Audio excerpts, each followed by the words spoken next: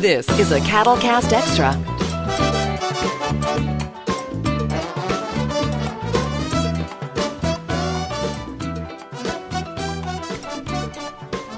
From their humble beginnings in Cuba, Emilio and Gloria Estefan came to America and broke through all barriers to become a crossover sensation at the very top of the pop music world.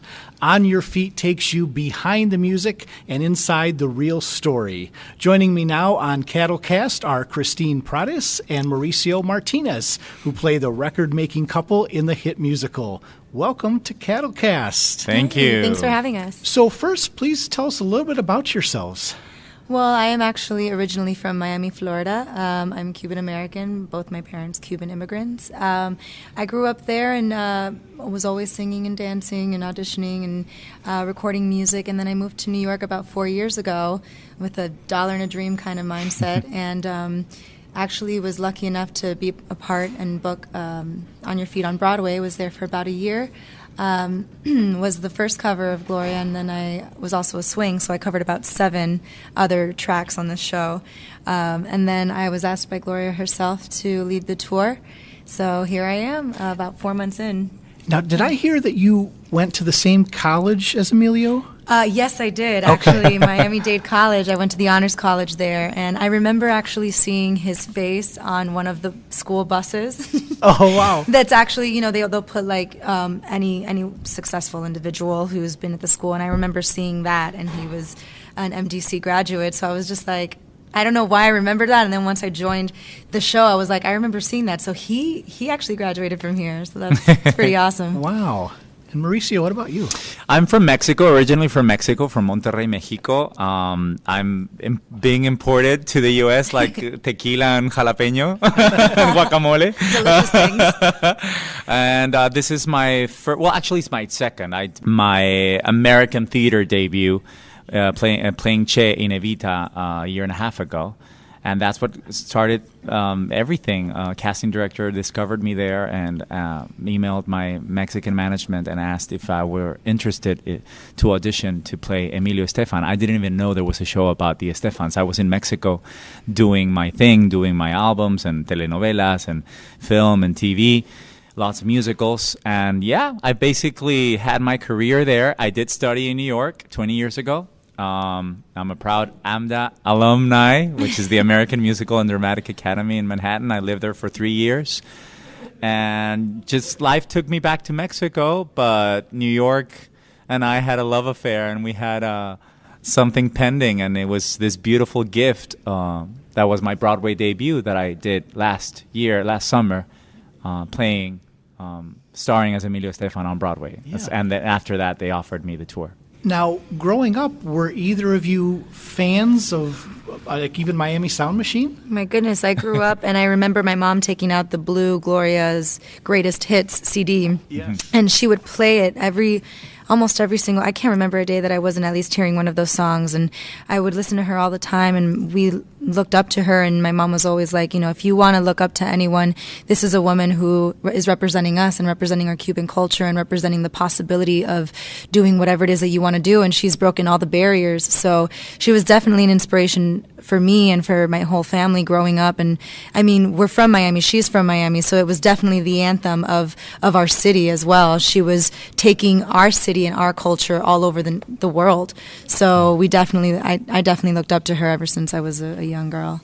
And I remember growing up, I'm a child of the 80s, so MTV was like everything. Right. And I grew up with both cultures. Being from Monterrey, Mexico, it's a very Americanized city. So I grew up with both MTV and all the American musicals and movies, and also the Spanish soap opera, telenovelas, and mariachi, and like Mexican pop, you know. So there was this woman that I would see on television that my mom had her albums in Spanish, and all of a sudden I would see her also in MTV or VH1 singing the exact same song in English. And I used to sing Don't Want to Lose You Now, which is my favorite Gloria Estefan song of all time, that now I get to sing on stage. I knew it in Spanish because of my mom, but then I would see her on television in English, and I didn't get it at first. I was like, wow, somebody lives like me, because I grew up with both languages, and being that young, I never really got it until later.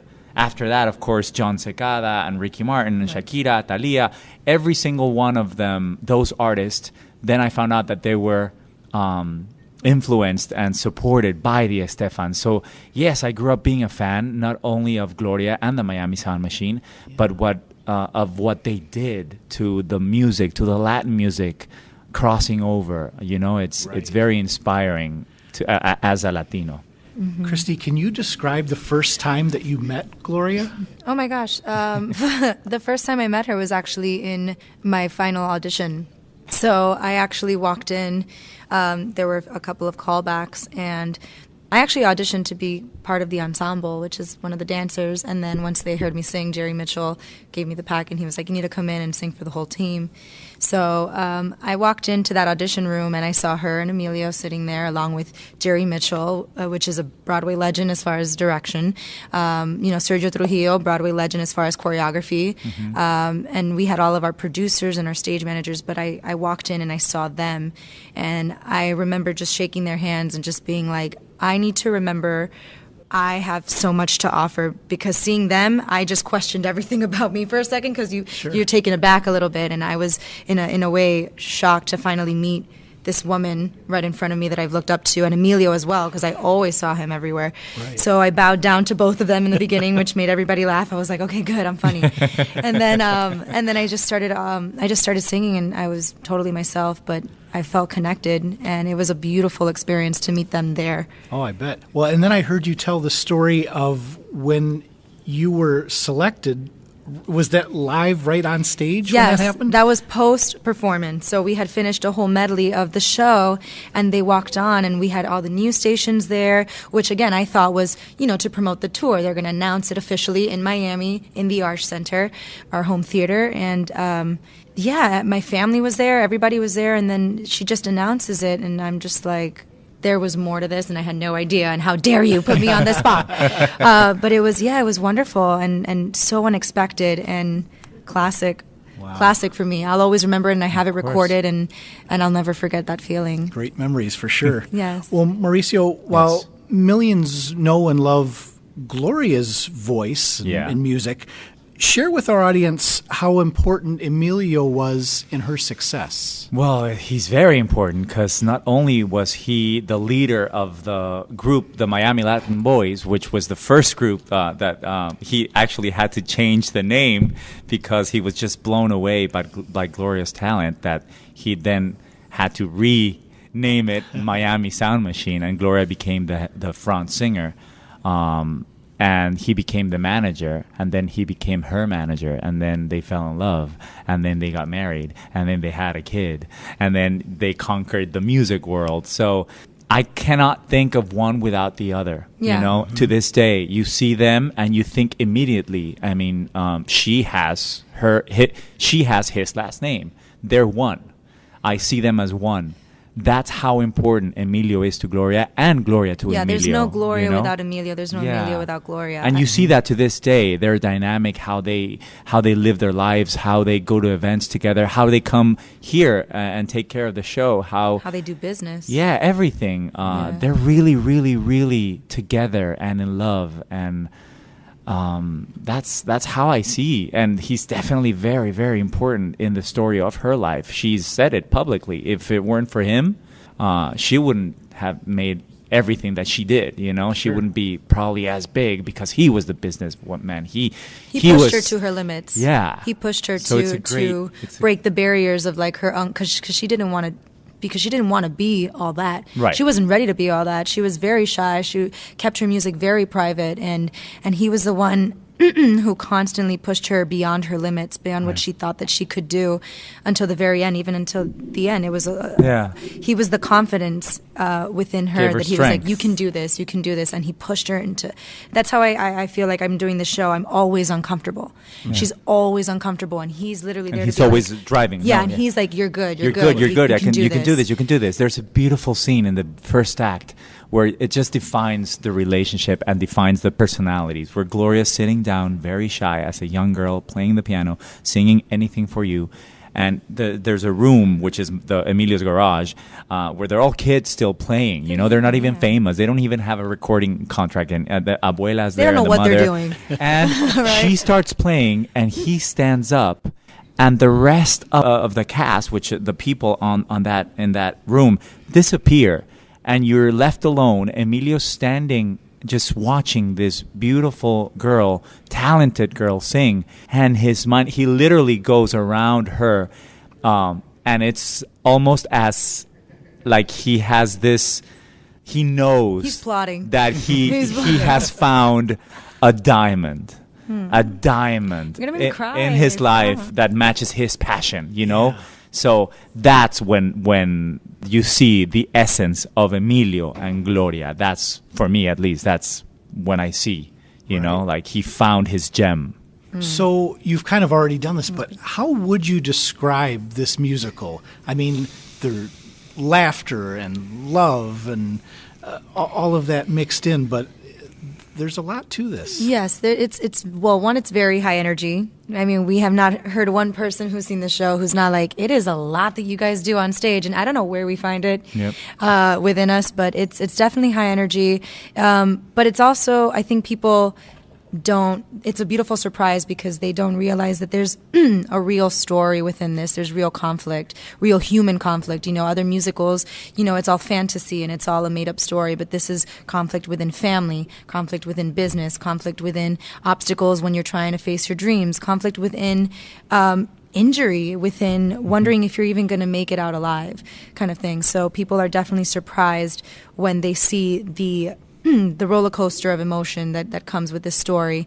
And not only that, but I feel like this story also helps the audience realize, you know, there's a theater etiquette, right? So we come to a show and we're expecting, you know, everybody's polite and everybody waits until the song finishes to sing. You know, there's an etiquette that we feel. And what's funny with us is that we get to show them, you know, we break that fourth wall sometimes within this story. So we're literally pulling them out of that etiquette for a few moments, which is a really, really great, at least for me. I love this transition where I'm like, you can look at me. I'm looking right at you. And I know you're freaking out right now because, you know, it's supposed to be a theater where you guys aren't supposed to be there, but it kind of helps them, you know, we get them to be part of the story. You can stand up, you can hang out with us, you can feel the music, you can dance. Like, we're giving them permission to really be about communicating with us while we break that barrier. So I think that this show has a lot more to offer than just, you know, people thinking it's going to be like a jukebox musical. Right. It's definitely way, way more than that. Yep, I agree. Yeah. Very neat. Well, for those who haven't purchased tickets yet, obviously it's not too late, but could you just give us just a little sample, just a few bars of what they might hear at this show? Oh my goodness. I haven't even me like warmed up. Here we are that we did together. So then we go, it's nothing. There's nothing I can do. I'm helpless in your arms. Oh, baby, what you do? I'm in love, and this is it. There's no turning back this time. No, no, no. Here we are, all alone. Trembling hearts beating strong, reaching out, reckless kiss. I never thought could feel like this. Right, all right. For in the morning, that's not bad. It's just great. Well, That was cute. That's the first time we've ever done that, you know, for a podcast. Yeah. So that was really nice. Or even a cappella without Yeah, I'm mics like, and without. boom, okay. a whole adventure there, right? We're falling in love here. Well, Christie and Mauricio, thank you so much, and the success of this Broadway musical, On Your Feet. It's at Wharton Center right now. Runs through February 18th. You can visit their website for ticket information. But thank you so much for joining us. Thank you guys for having us. We Thank you, appreciate Michigan. it. We're bringing the Latin heat. Let's to the go. Coast Let's City. go. Make it happen.